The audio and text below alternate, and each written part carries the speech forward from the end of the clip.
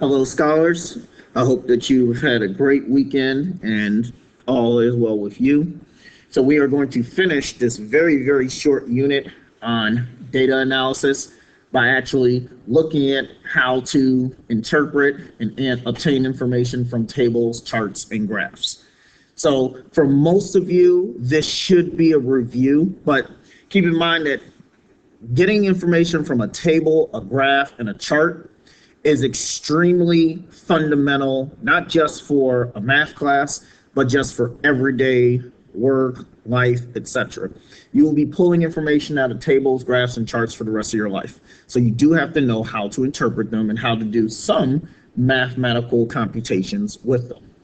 So today we're going to be looking at four different types of diagrams: a table, a bar graph, a histogram, and a line graph. So each of these have different ways that you have to interpret the data. But solving the problem out just requires you to read the problem, interpret the problem, and ultimately solve the problem. Read, interpret, and solve. So let's start with the table. So obviously a table sets everything up in rows and columns and presents the information to you. So for the example that we have, following scores on a radio quiz show were reported in the table below. So notice that they have score and frequency. So frequency is how many times did this occur. So how many times did this happen? So it shows that score is 0, there's a 9. That means 9 people scored 0. 1, 20. 20 people got a score of a 1. So when they ask you how many people scored a 4 or a 5, so a 4, there were 12 people. So 12 people got a 4. 12 people got a 4. And 17 people got a 5. So if you add up the number of people, 12 plus 17 gives you 29 people. So 29 people scored a 4 or a 5. Scored a 4 or a 5. Example 2. How many people scored 2 or less on the quiz show? So it's the same type of problem. So 2 or less means they scored a 2, a 1, or a 0. So score of a 2, there was 4 people based on the information in the table. A 1, 20 people. And a 0, 9 people. So there's your numbers there. So you have 4 plus 20 plus 9, which gives you 33 people. 33 people.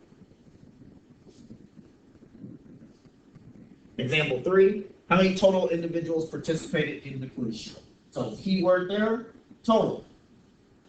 Total individuals, meaning we count up everyone that's in this table. So we have 9 plus 20 plus 4 plus 11 plus 12 plus 17. So then you add them up in whichever form or fashion you choose to. So you have 9 plus 20 plus 4 plus 11 plus 12 plus 17.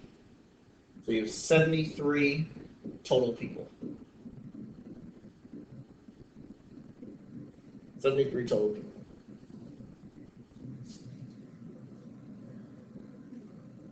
Then finally they ask, what fraction of the people participating on the quiz show scored a 1?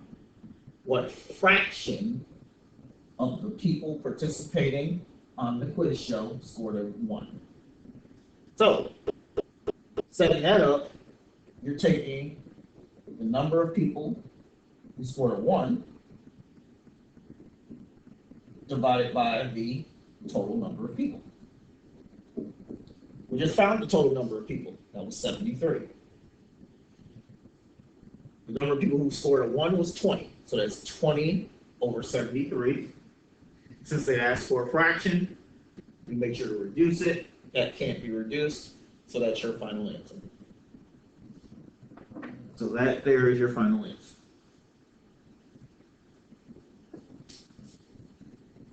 So again, for a table, much like everything that you're going to see here, this is primarily read, interpret, and then solve it. Read, interpret, and solve.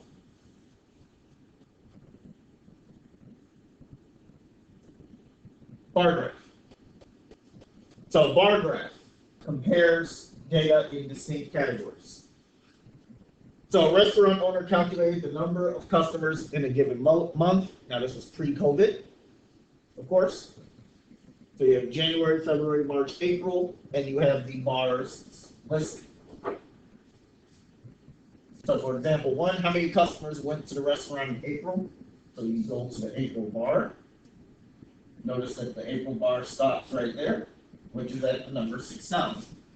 So that's 6,000 customers. 6,000 customers. Yeah, it's not a hard problem. Just gotta read and interpret the graph. Example 2. How many more customers went to the restaurant in February than in January? So how many more is an indicator of subtraction? How many more is an indicator of subtraction? So February, there was 9,000. January, there was 5,000.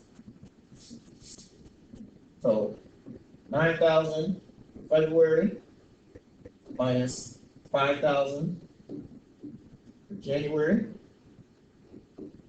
leaves 4,000 customers difference. 4,000 customer difference.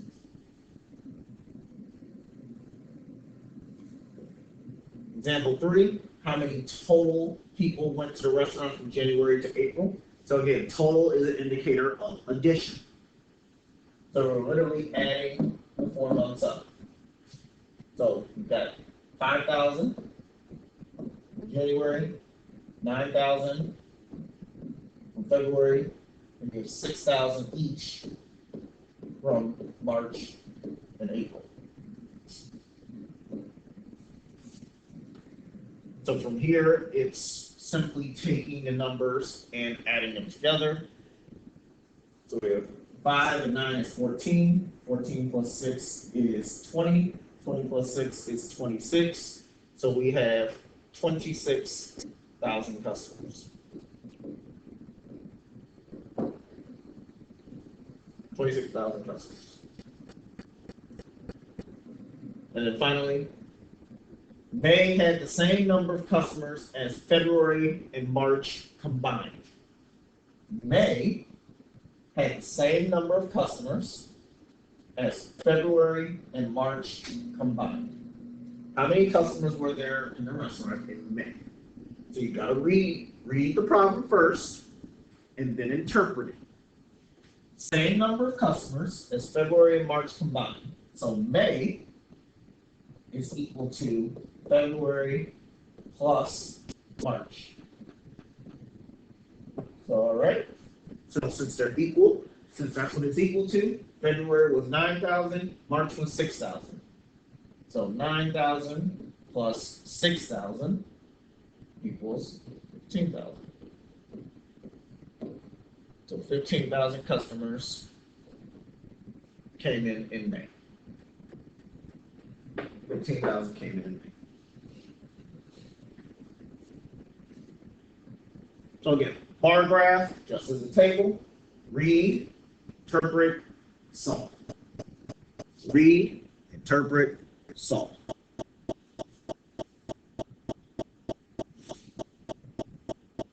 So let's switch to a histogram. So a histogram compares data in intervals. So it breaks everything up into intervals. So for example, if you're looking at this first bar goes up to number 3. So that means for that one bar, 3 people scored between a 41, and a 50. Do we know what the exact score was? No. But we know that 3 people scored between a 41 and a 50. If you go to the next bar over, it goes up to a 5. So that means 5 people scored between a 51 and a 60. Again, do we know the exact number? No. So, example 1. How many students scored more than 70 points on this test? More than 70. So more than 70 would be 71 through 80, 81 through 90, or 91 through 100. So we count out how many fall in those categories, and we add them up. So 71 through 80, there were 12. 81 to 90, there were 8. 91 to 100, there were 2. So we have 12, 8, and 2. So 12 plus 8 plus 2 gives you 22 students. So 22 students scored more than 70.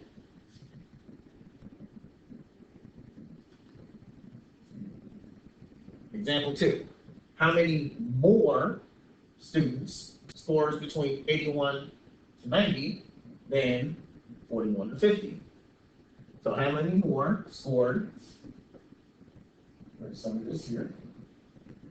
How many more scored here than there? So we figure it out. So between 81 to 90, there were 8 people, but from 41 to 50, there were 3. There were 3. So, simple enough problem. 8 minus 3, 5 students.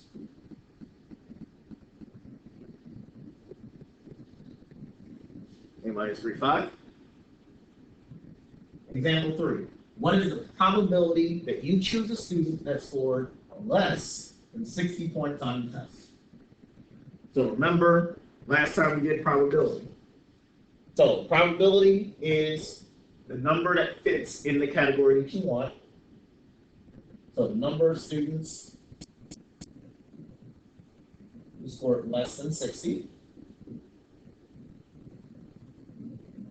divided by the total number of students.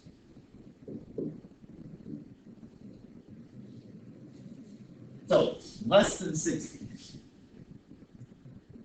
You have two bands that would fall in there. So 41 to 50, which there's 3 of them. 51 to 60, which there are 5. So there's 8 total students less than 60.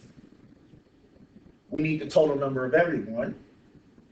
So to get the total number of everyone, we got to count everyone up.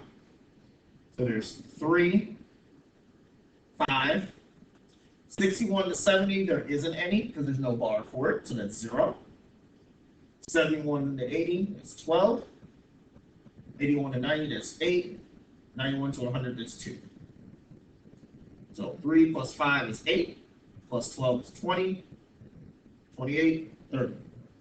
So you have 30 total students. 30 total students. Your answer is a fraction, so you must reduce it. Divide both parts by 2. 4 over 15 is your answer. 4 over 15 is your answer. Finally, example 4. If 1/4 of the students who earned between 71 and 80 actually earned between 61 and 70, how many students would make up the 61 to 70 score? So basically what they're saying is this 71 to 80 band is wrong. 1/4 of those students actually scored between the 61 and the 70. So they're trying to fix their mistake. So between 71 to 80, there are 12 people, 12 students. It said that 1/4 of them actually scored between the 61 and the 70. So to fix it, we're going to take 1/4 times 12. 1/4 times 12. So if we set this up, so that's 1/4 times 12/1. 1 times 12 is 12. 4 times 1 is 4. 12 divided by 4 is 3. That's 3 students.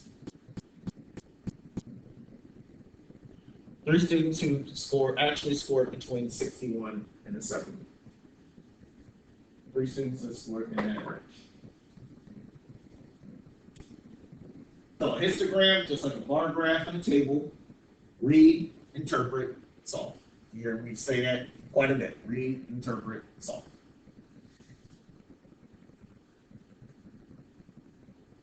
So our last diagram is a line graph. Line graph shows how data changes over time. So for example, number of people in CVS at a given time. So at 10 a.m., there were 2 people in the store.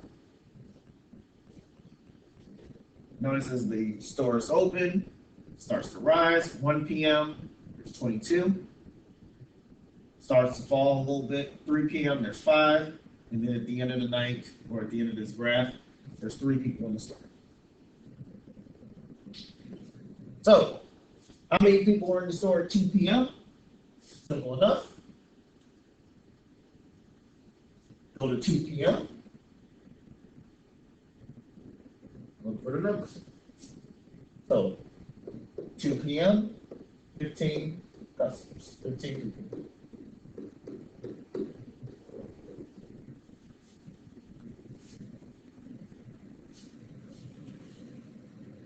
So how many people came in between 12 and 1 p.m.? How many people came in between 12 and 1 p.m.? So you have to know how many people were in the store at 12, how many people were in the store at 1, and then that will tell you how many people entered because you can subtract them. How much did it go up?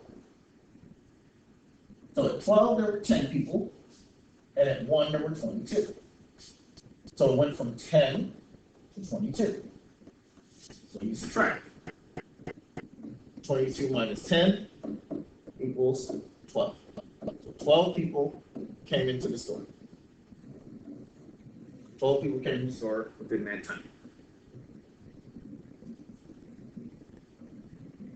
Example 3. Between which 2 times did the amount of people in the store decrease the most? So this is where you have to know a little bit of something about interpreting a graph. So in a graph, if it's pointing upward, that's positive. That means something's increasing. Then obviously, if it's pointing downward, it's negative. Something's decreasing. So since they're asking how much did it decrease the most, we only care about parts that went down. So between 10 and 11, we don't care. It was going up. 11 to 12, up, don't care. 12 to 1, up, don't care. 1 to 2, it went from 22 to 15. So from 1 p.m., wrong spot. 1 p.m. to 2 p.m., it went from 22 to 15. So it decreased 7. Put down 7. 2 p.m. to 3 p.m. went from 15 to 5. So 2 p.m. to 3 p.m. went from 15 down to 5. So that's 10 people. 3 p.m. to 4 p.m.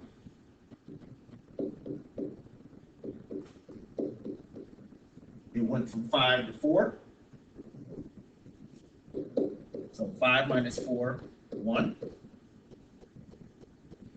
4 to 5, it was flat. So when it's flat, that's called constant. That means nothing changed. And then from 5 to 6, So 5 p.m. to 6 p.m. And again, went down one notch, one person. So between which two times did the amount of people in the store decrease the most? That was from 2 p.m. to 3 p.m. 2 p.m. to 3 p.m. So I actually kind of answered example 4. During which time period did the number of people in the store remain constant? So constant is when it's flat. Flat, no change. So that is what's known as constant. So the only time where it was constant was from 4 p.m. to 5 p.m. There was 4 customers at 4 o'clock, and there were still 4 customers at 5 o'clock. So constant means no change. So with that, that concludes our review for most of you of interpreting data in a table. Interpreting data in a table, a chart, or a graph. Again, not only is this important mathematically speaking, this is important life speaking. You're always going to be interpreting data in a table, graph, or a chart for the rest of your life. So it's important that you know how to do those types of computations. With that being said, please make sure you ask any questions. Otherwise, do make sure that you have copied all of the notes. You can rewind or fast forward as much as you need to. But these notes are due uploaded to Google Classroom. It does count as points. Once I post my set of the notes, then unfortunately you no longer get credit for it. Again, you are responsible for taking these notes. You're also responsible for asking questions if you have to. With that being said, have a great rest of your day. Get your work finished. Let's finish strong, and I'll talk to you soon.